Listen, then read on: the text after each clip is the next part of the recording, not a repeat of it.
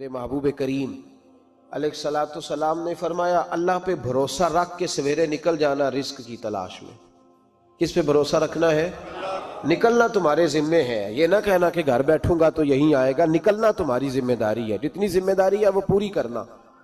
اللہ پہ بھروسہ کر کے نکل جانا تمہاری ذمہ داری ہے، رب کا ذمہ ہے تمہیں رزق دینا، وہ ضرور تمہیں رزق پہنچائے گا۔ یا رسول اللہ صلی اللہ علیہ وسلم کس طرح پہنچے گا؟ تو ذرا حضور کے لفظوں کا حسن بھی دیکھیے۔ نبی پاک صلی اللہ علیہ وسلم نے فرمایا جس طرح موت تمہیں ڈھونڈ لیتی ہے نا کہ تم کہاں موجود ہو، جب وقت آتا ہے تو انسان پاکستان میں ہو تب بھی آ جاتا ہے، جدہ میں ہو تب بھی آ جاتا ہے، مکہ میں ہو یا مدینہ طیبہ میں وقت پھر بھی آ جاتا ہے۔ فرمایا جس طرح موت تم جہاں بھی ہو تم تک پہنچ جاتی ہے نا، اس طرح تمہارا رزق بھی تم جہاں موجود ہوتے ہو اللہ وہاں پہنچا دیتا ہے، پہنچا دیتا ہے۔ تو یا رسول اللہ صلی اللہ علیہ وسلم کس انداز میں؟ تو فرمایا نکل جانا تمہاری ذمہ داری ہے۔ فرمایا سویرے پرندے بھی نکل جاتے ہیں اور شام کو جب لوٹتے ہیں تو اللہ انہیں پیٹ بھر کے روزی عطا فرماتا ہے، حالانکہ ان کو نہیں پتا ہوتا ہمارا کارخانہ کہاں ہے، ہم نے کہاں جا کے مزدوری کرنی ہے، ان کو نہیں پتا ہوتا کہ ہمارا دفتر کہاں ہے، ہم نے کس آفس میں بیٹھنا ہے، ان کو نہیں پتا ہوتا کہ ہم نے کہاں جا کے مال خریدنا ہے اور کہاں سے ہم نے پھر اس کو دوبارہ بیچنا ہے، انہیں خبر نہیں ہوتی۔ اللہ پہ بھروسہ کر کے نکل جاتے ہیں۔ نکلنا تو تیرے ذمہ ہے کہ نہیں؟ فرمایا وہ تو ڈیوٹی کر، شام کو اللہ جو رب پرندوں کو روزی دیتا ہے وہ تجھے بھی عطا فرمائے گا۔ ایک بات اپنے ذہن میں یاد رکھ لیں، رٹ لیں کہ جو میرے لیے بہتر تھا میرے رب نے مجھے دے دیا ہے، تو بات ختم ہو گئی۔ بس وصل اچھا ہے نہ فراق اچھا ہے، یار جس حال میں رکھے وہی حال اچھا ہے۔ بس جو میرے حق میں بہتر تھا میرے رب نے مجھے، مسئلہ یہ ہے کہ تو اس پہ راضی ہونے کو تیار نہیں۔ حضرت علی کرم اللہ تعالی وجہ الکریم نے میرے نبی پاک کی ایک حدیث بیان کی ہے، اور جناب علی جب یہ حدیث بیان کیا کرتے تھے تو حضرت مجاہد فرماتے ہیں یوں لگتا تھا کہ جیسے حضرت علی ہمیں ہر پریشانی سے نکال رہے ہیں۔ مولا علی شیر خدا رضی اللہ تعالیٰ عنہ فرماتے ہیں کہ مجھے میرے نبی پاک صلی اللہ علیہ وسلم نے ایک طریقہ دیا تھا ٹینشن فری ہونے کا۔ آپ فرماتے ہیں مجھے تو بڑا راس آیا ہے، تم بھی اگر کر لو گے تو تمہیں بھی فائدہ دے گا۔ کہا وہ کیا؟ تو حضرت علی کہنے لگے محبوب علیہ السلام نے فرمایا تھا لوگو تم اللہ کے دیے ہوئے تھوڑے رزق پہ راضی ہو جاؤ، وہ تمہاری تھوڑی عبادت سے تم سے راضی ہو جایا کرے گا۔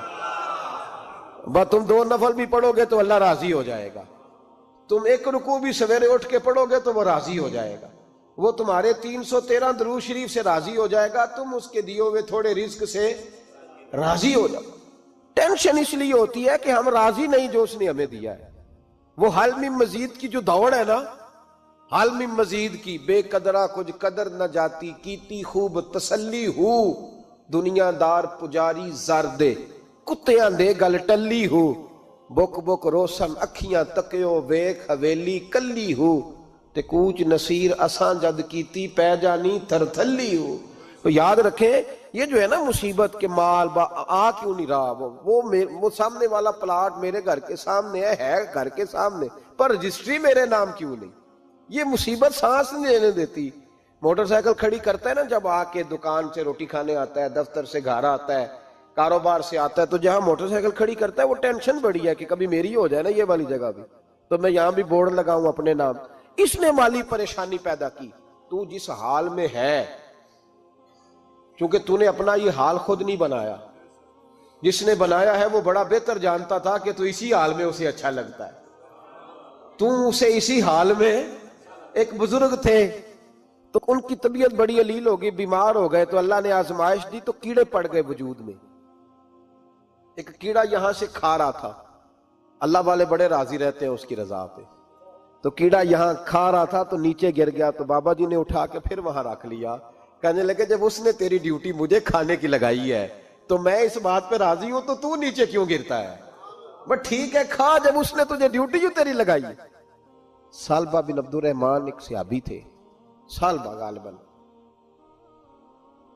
نبی پاک صلی اللہ علیہ وسلم کی خدمت میں آئے، کہنے لگے یا رسول اللہ صلی اللہ علیہ وسلم غربت بڑی ہے، میرے لیے دعا کریں اللہ زیادہ مال دے۔ تو محبوب صلی اللہ علیہ وسلم نے فرمایا تو جس حال میں اچھا ہے وہ تیرے لیے بہتر ہے، جس میں تو ہے وہی حال تیرے لیے، فرمایا تو جس حال میں ہے نا وہ حال تیرے لیے بہتر ہے، اسی میں رہ۔ کہ نہیں حضور دعا کرے، فرمایا سال بعد تو باز آ جا، حضور دعا کرے، فرمایا تو باز آ جا، 2-3 دفعہ کہا، ضد کی، محبوب نے فرمایا جا پھر اللہ تجھے زیادہ پیسے دے گا۔ چند بکریاں خریدی، اتنی برکت ہوئی کہ بکریوں کے ریوڑ بن گئے، پھر کچھ بکریاں بیچ کے گائے خرید لی، ان کے بھی ریوڑ ہو گئے، پھر کچھ اونٹ اونٹنیاں لے لی، ریوڑ ہی ریوڑ۔ پہلے 5 وقت مسجد میں آتے تھے، اب فجر اور عشاء رہ گئی۔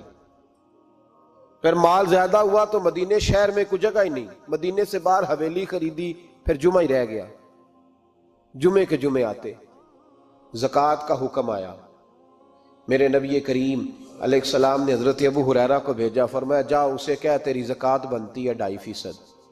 سالبہ کے پاس حضور نے پیغام بھیجا، پہلے تو کہا تیرے لیے بہتر نہیں مال، جب اصرار کیا تو بڑی برکت ہو گئی، بڑا آیا تو فرمایا زکوٰۃ دے، 2.5% زکوٰۃ ہے۔ اب جب سوچا کہ 5 اونٹوں پہ ایک بکری جائے گی اور بڑا سارا مجھے دینا پڑے گا، اب جب غور کیا تو یہ تو نہ کہا کہ میں نہیں دیتا۔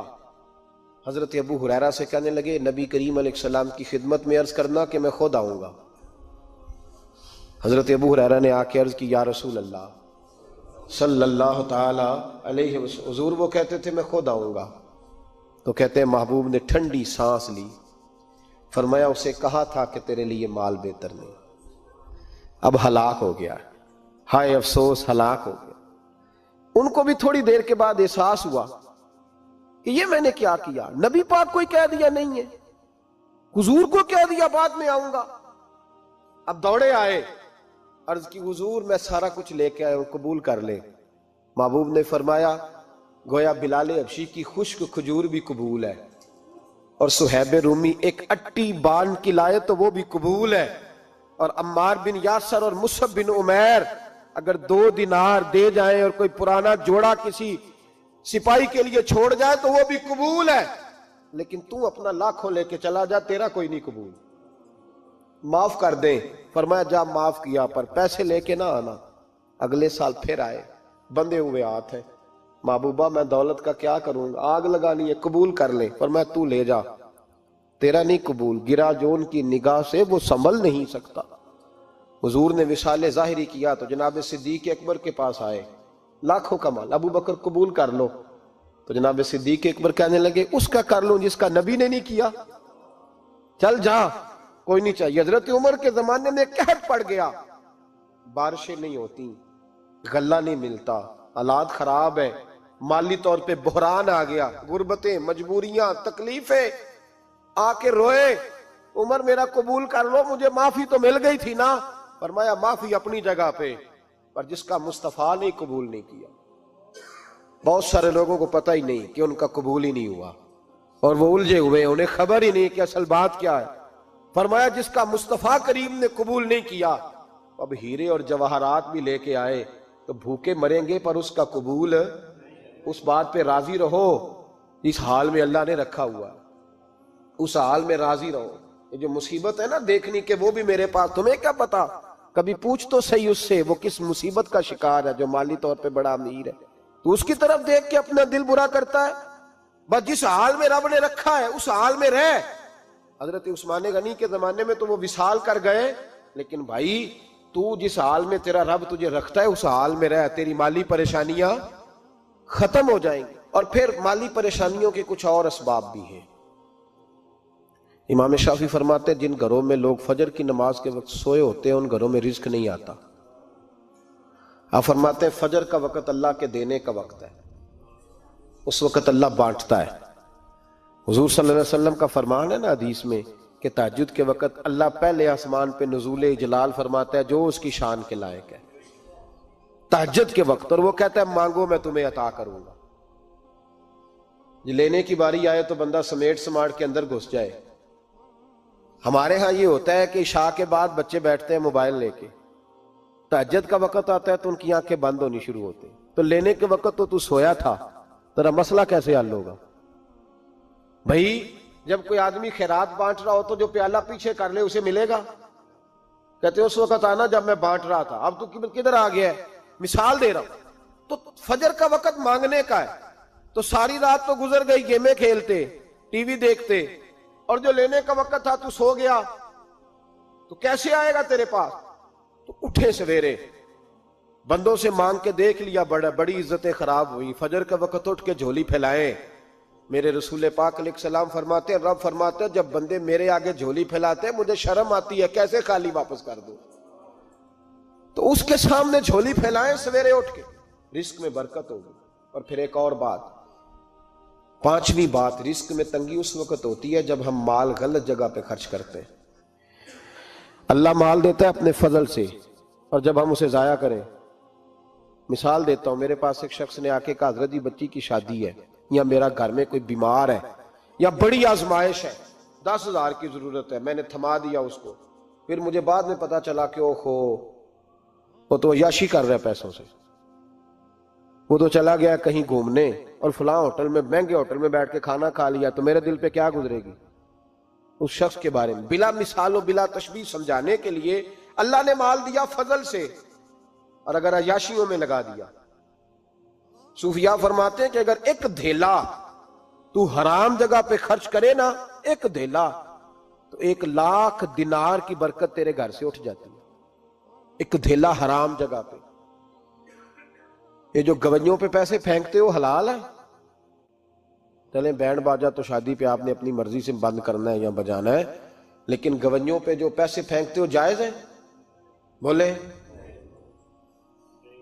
تو وہ پھر کہتے روتے ہیں بعد میں لوگ کہ پتہ نہیں کیا ہوا، شادی کے بعد پیچھے پیچھے آئے۔ تو میں نے کہا شادی کے بعد اس لیے پیچھے پیچھے ہاتھ ہو گیا کہ شرابیں بڑی پی گئی، شادی پہ تباہی بڑی اتری، تو پھر اللہ کی رحمت ناراض ہو گئی۔ اور اس پر میں قرآن مجید کی آیت پڑھتا ہوں، رب فرماتا ہے وَمَنْ أَعْرَضَ عَنْ ذِكْرِي فَإِنَّ لَهُ مَعِيشَةً ضَنْكًا، بڑی سخت آیت ہے۔ وَمَنْ أَعْرَضَ عَنْ ذِكْرِي، فرمایا جب تو میرے تذکرے سے، میرے ذکر سے منہ پھیر لیتا ہے، فَإِنَّ لَهُ مَعِيشَةً ضَنْكًا، تو میں تیری معیشت کو، تیرے رزق کو تنگ کر دیتا ہوں، کہ تیری زندگانی تنگ ہوتی، اور جس کی زندگی اللہ تنگ کرے اس کی کوئی کھول سکتا ہے؟ کہتا ہے بڑی جگہوں پہ گیا ہوں، بڑی پھوکے مروائی، بڑے دم کرائے، حالات صحیح نہیں ہوتے، تو مسجد آ کے توبہ کر۔ وہ کہہ رہا فَإِنَّ لَهُ مَعِيشَةً ضَنْكًا، اعلان ہے قرآن پاک کا کہ جب تو میرے ذکر سے منہ پھیرے گا، روٹی میری کھائے اور پیسے لے کے عیاشی کرے، مسجد آئی نہ۔